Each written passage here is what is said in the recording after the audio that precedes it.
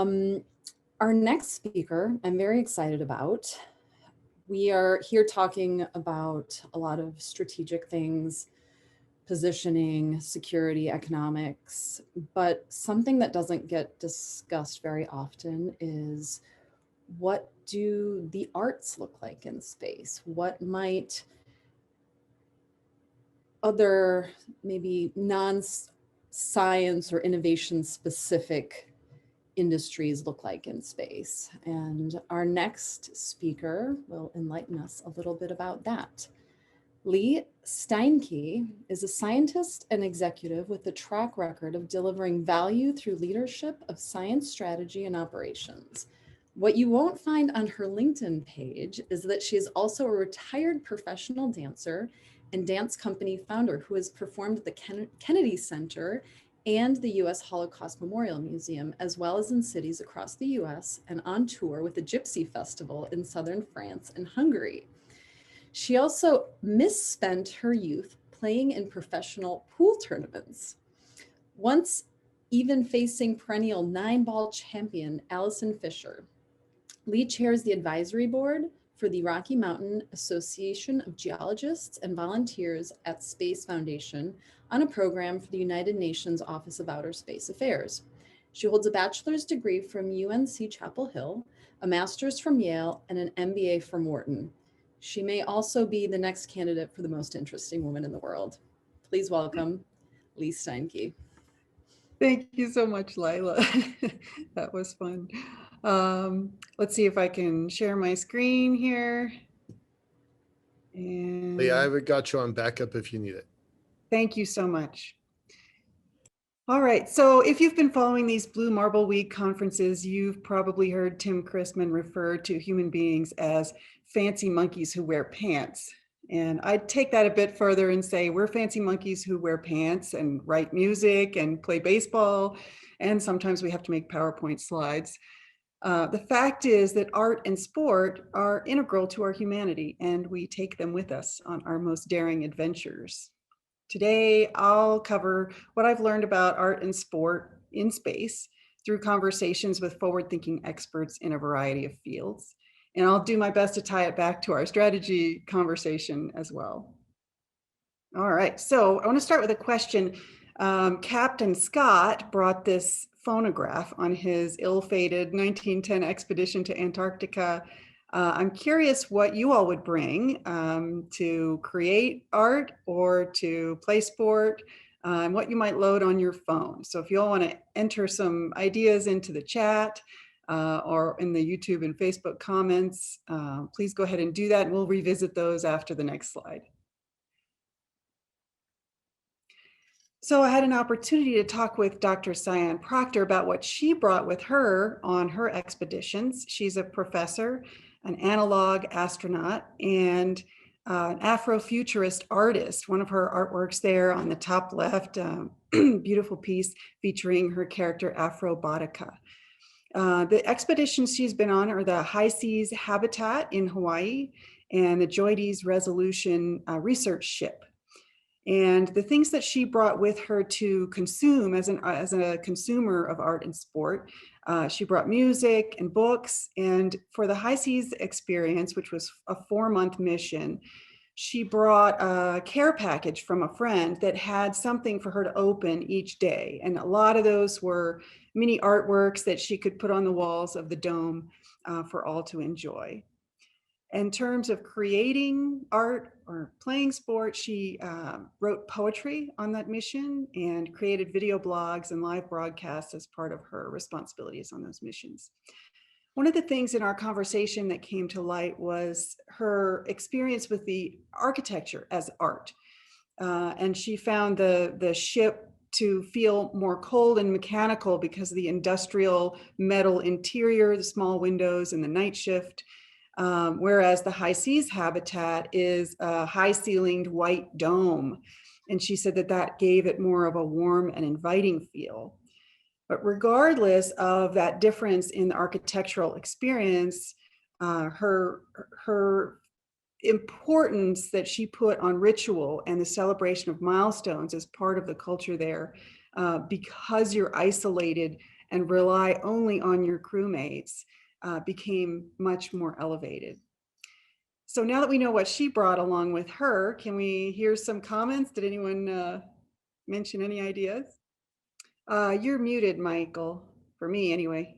Sorry. I was like, what's wrong with my sound? I'm just really, it's been a year. It's like we should all know how to turn the microphone on and off, but yet I didn't. What I was doing was reading it for you. So my comments were camera and editing tools. Lila says plants and flowers. Terry, I think that's a book maybe that says how to survive in microgravity and a shovel. Podcast equipment, Pandora. So lots of different choices. Good. Yes, we all get involved in this. So why are we talking about art and sport at a serious space conference where we're talking about investment thesis and arguments for legislation going forward? I was able to talk to my friend Dana Tysoon Burgess, who is a cultural envoy for the US State Department. And this image is from a piece he choreographed called We Choose to Go to the Moon, which was commissioned by NASA in 2015. And our conversation talked about how culture is strategic.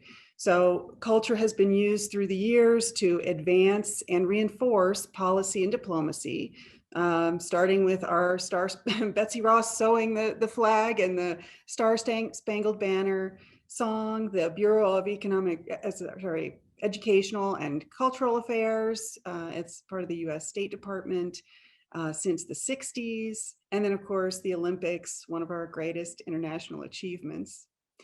And then on the economic development side, recreation, sport, and art make up almost 5% of US GDP. And that number includes jobs that are not artists and athletes, right? There's a whole ecosystem around that system as well. So jobs in support, secondary and tertiary markets for equipment, ownership, marketing, all kinds of different fields involved in that. And workforce development, not the sexiest term in legislative circles, but it's exciting and something that obviously we're having to focus on a lot for longer term space investment. Most importantly, I think culture can be used to celebrate our successes as well as our international collaborations. Now, when you take that culture, the strategic aspects of culture, and you put them on the stage of space, it just enhances the power of that messaging. And the reason for that is that these are the words that people use to describe space in the interviews that I held. So hope was the most commonly recurring. It's simply a fact that one of our greatest resources is the vast infinity of space and the possibility of finding meaning there. And so especially in this time of revitalization after a global pandemic, putting it on that stage can really have an impact. So just as culture is strategic, strategy is cultural. So to many of the people I interviewed, the US symbolizes striving for better. Nobody's perfect, but we're working at it all the time and try to include and keep things free and fair. We encourage innovation through trade secret protection, and we try to maintain that balance between commercial enterprise and environmental stewardship. From a competitive standpoint, I got quotes like, "The US lagging in space is highly scary." And that's from artists saying that. These aren't space strategists, these are artists. And then if we don't invest, others will.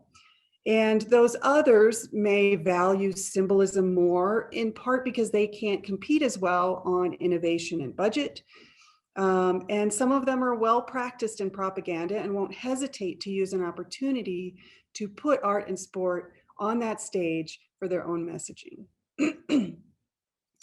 Now, just from a numbers standpoint, it may sound like I'm arguing that we should be allocating billions to put an NFL exhibition game on the moon.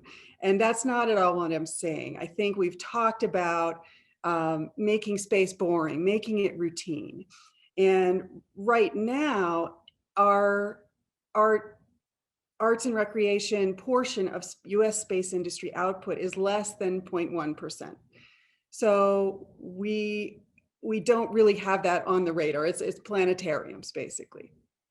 But as we spend more time in space, as we get comfortable, as our jobs are there, and as space becomes boring, that number will naturally trend toward what we've defined ourselves as that 5%, right? So it's going to grow in that direction, maybe not reach there, but that's sort of the growing pie and then the growing slice of the pie, which is our natural behavior. So I talked to Bill Kemp, who's the CEO of United Space Structures, about where we might live as space begins to get boring.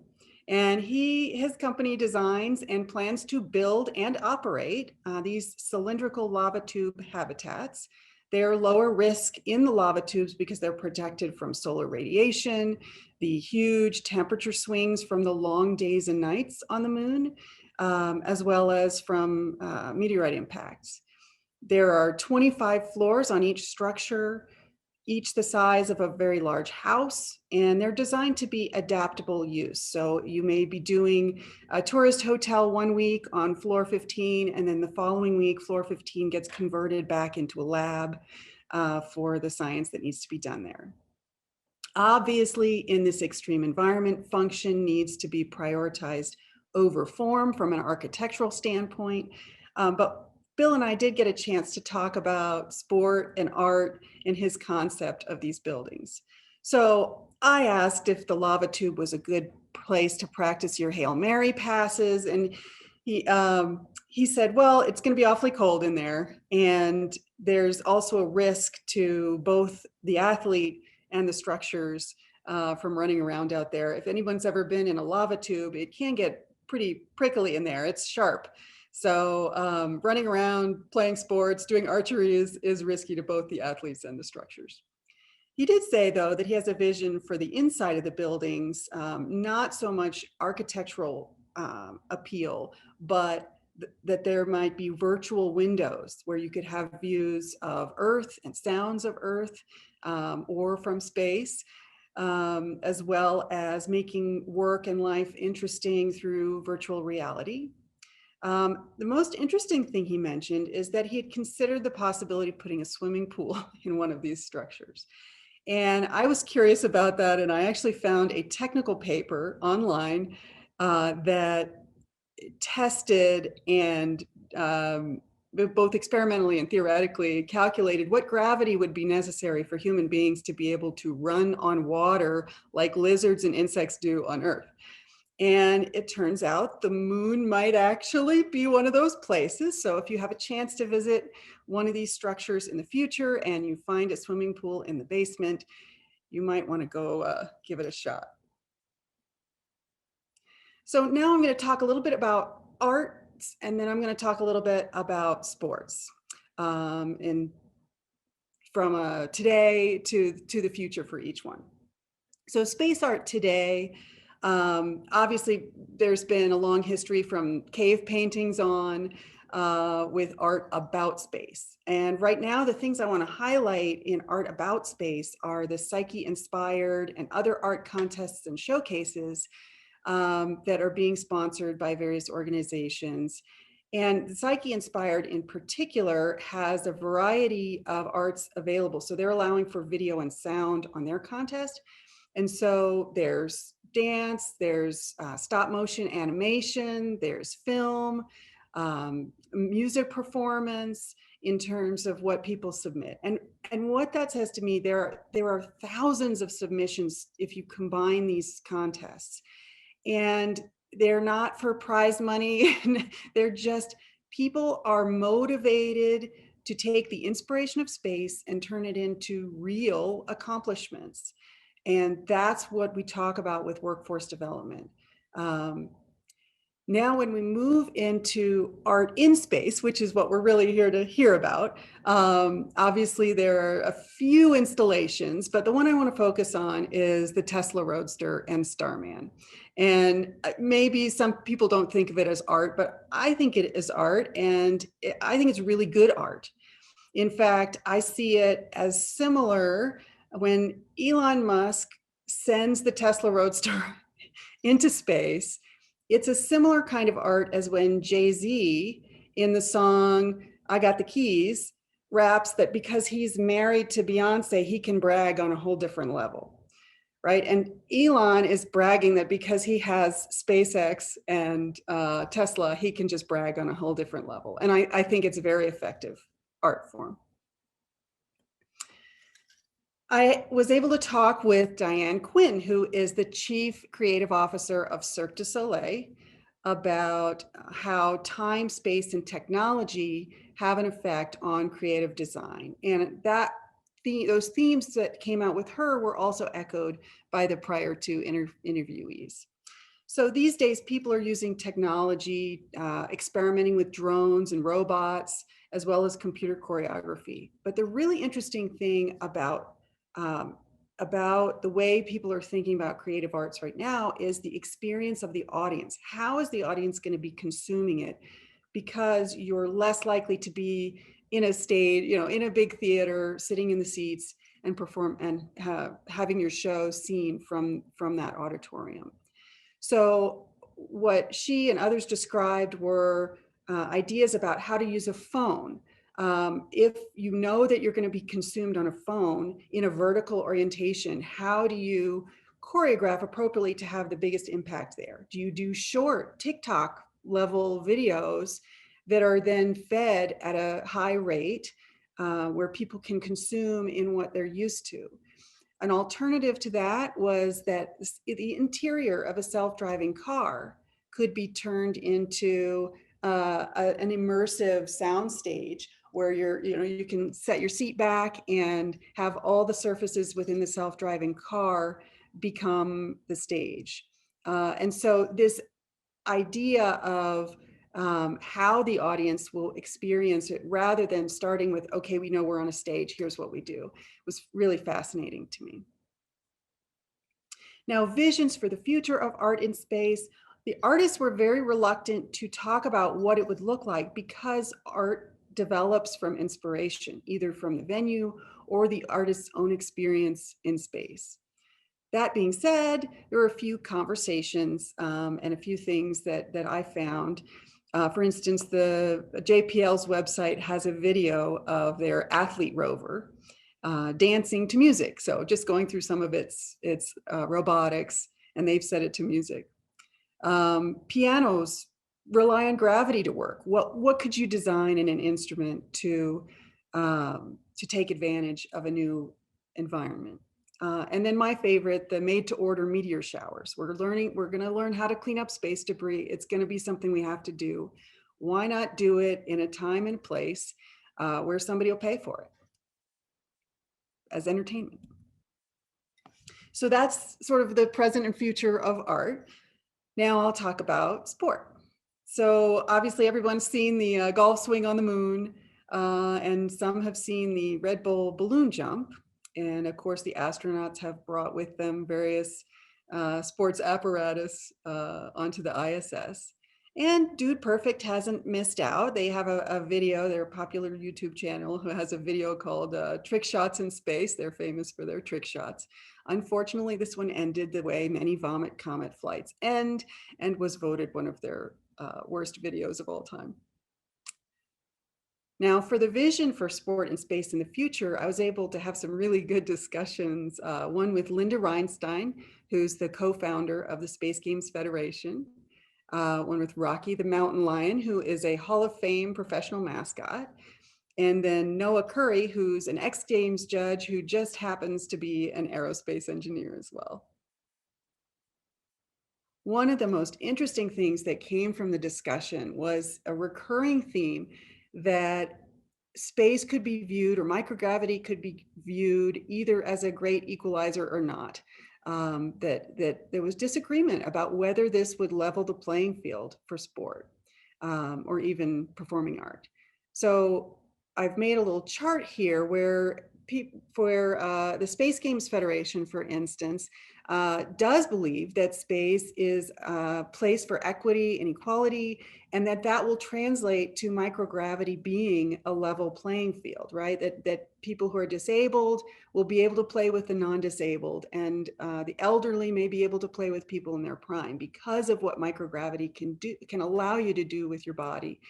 That's more difficult in a heavier gravity environment. And she sees that as a wonderful representation of some of those words that were on that one slide about how that's a positive, and space represents these beautiful realities. And then in my conversation with Diane at Cirque du Soleil, she said, well, if we go somewhere where everybody can do triple flips, what's the good of, how is that beneficial to us, right? It's an anti-competitive situation, a disadvantage for them. And so she agreed that it would level the playing field in some way, but saw it as a negative. On the other hand, we have the X Game, Noah and Rocky, and they both believed that no matter where you go, competitive spirit, athleticism, agility, hand-eye coordination, and strength are all going to play into developing superiority and accelerating your advantage regardless of the environment. So I found really interesting different views on how that would play out. Now, what will we play? Up in the top right, there's Rocky doing his double flip trampoline dunk. And he does a half court backwards shot, backwards free throw, and makes it an unbelievable amount of times. He says as soon as he got to space, he would up the ante on those two things. And as soon as those were checked off of his bucket list, he'd start experimenting with new things that he could do. And that was a common theme that sports will adapt. These competitors want to come up with new challenges.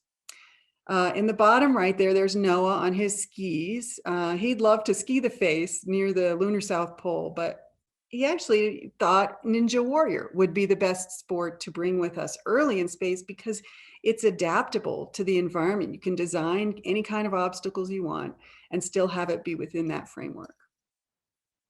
Now, the Space Games Federation has a contest to design sports for space. They've got several of those on their website. These are 3 of the finalists. You've got Space Dodgeball. Spaceball is a Quidditch style game with some magnetism involved. And then Zero Gordian, I thought was really interesting. It's where 2 astronauts, or astrolates as they're called, are tethered together, and they're on the same team. And they've got a tether between them. And their job is to float through space and intertwine so that their tether becomes tied in the assigned knots. And so you can get more and more complicated knots for different levels of difficulty, which is really interesting. And the design of that sport, you could actually start practicing that in a swimming pool on Earth. So speaking of starting out, when are people talking about this, where and how? So if there was a message of like, let's start yesterday, really, it's a lot of fun. Let's get up there and start doing this. You can work your way up. You can be on the vomit comic. You can be in a swimming pool and then continue on up to new environments.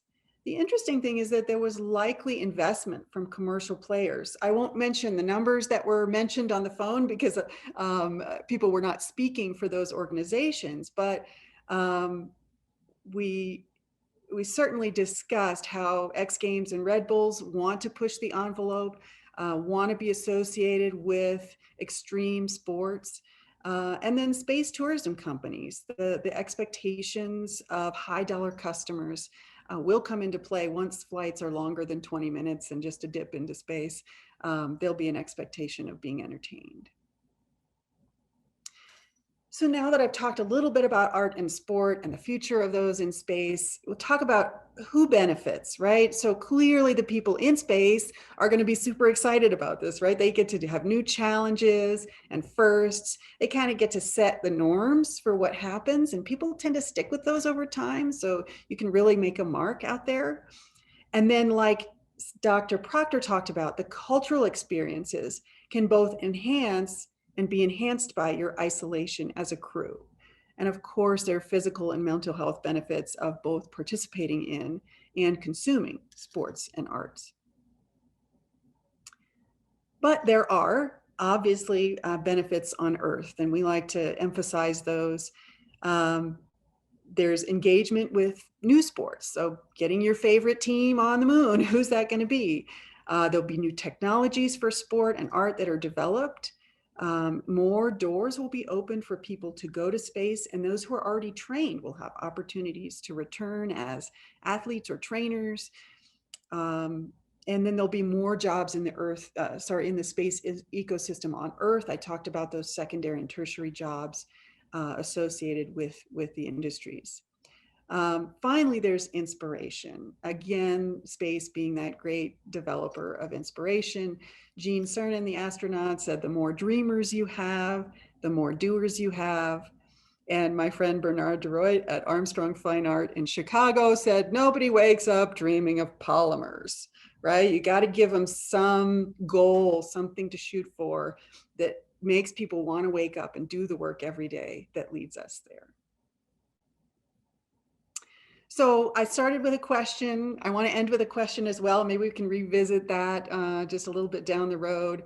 What is a vision that you all have for what you'd like to see happen in space? Would it be that dunk contest or a Quidditch match or a man-made meteor shower? So if you can enter those in the chat, I will say thank you to all the wonderful people who spent time helping to educate me about space, art, and sport. Thank you, Lee. That was really great. It was pretty eye-opening. I wish we had more time for a conversation here because there's a lot in here that I would like to kind of dig into. The first professor that you mentioned, Proctor? Yes, Dr. Proctor. So the high seas is a pretty phenomenal location. It's worth Googling. It's worth getting some imagery of it because it's a pretty fantastic, like fantasy, like it's a fantastic location. So mildly envious that she got to do that. I'm curious. I'd like to see more of the work that she created while she was in that inspirational environment. Thank you, Lee. That was really, really interesting. We are going to have to push on, so I'm going to pass it over to Lila. But Lee, more conversations with you later. Thank you. I'll look forward to it. Thank you. Right on. Thank you, Michael. Yes, Lee, we'll definitely have to do a part 2 on that. Thank you so much. One thing I did want to share, Namrata shared something in the chat that I thought was interesting. There's a new Space Force, the new Space Force Journal has a great place for artists to show their work, and she shared a link with that. And it has shocking and beautiful art associated with it. It's really beautiful, and as well as very smart. Yeah, I'll definitely check that out. Thank you again.